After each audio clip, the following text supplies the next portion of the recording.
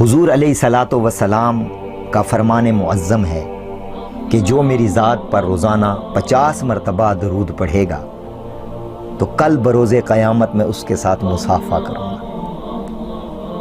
تو قربان جائیں وہ خوش نصیب بندے ہوں گے بروز قیامت جو آقا علیہ الصلاۃ والسلام کے ساتھ مصافحہ فرمائیں گے۔ حضرت سیدنا انس بن مالک رضی اللہ تعالیٰ عنہ نے صحابہ کو اپنے گھر پر دعوت دی۔ اب صحابہ اکرام آ کر بیٹھ گئے تو آپ گئے اور ایک کپڑا لے کر آئے اور بچھایا دسترخوان کے طور پر۔ جب کپڑا بچھایا تو دیکھا کہ کپڑا میلا ہے، تو آپ نے اس کپڑے کو اکٹھا کیا اور جا کر جلتے ہوئے تندور میں ڈال دیا۔ تھوڑی دیر کے بعد وہ کپڑا تندور سے نکالا، آ کر بچھا دیا۔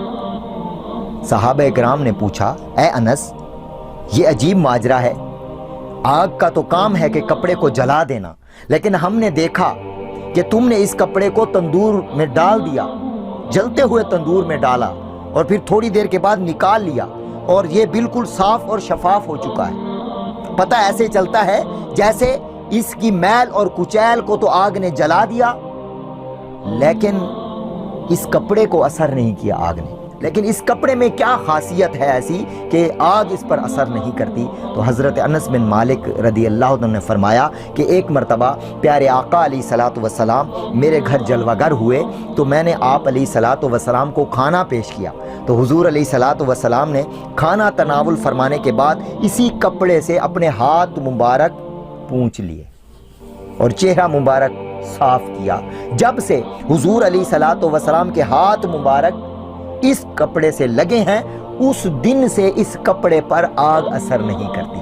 اب جب بھی یہ میلا ہو جاتا ہے تو میں اسے صابن اور پانی سے نہیں دھوتا بلکہ اس کو جا کر جلتے ہوئے تندور میں ڈال دیتا ہوں، آگ میل کچیل کو تو جلا دیتی ہے اور اس کپڑے کو کچھ بھی نہیں اثر ہوتا، کیونکہ حضور علیہ الصلاۃ والسلام نے فرمایا کہ جس چیز کو میرا ہاتھ لگ جائے اس پر جہنم کی آگ حرام ہو جاتی۔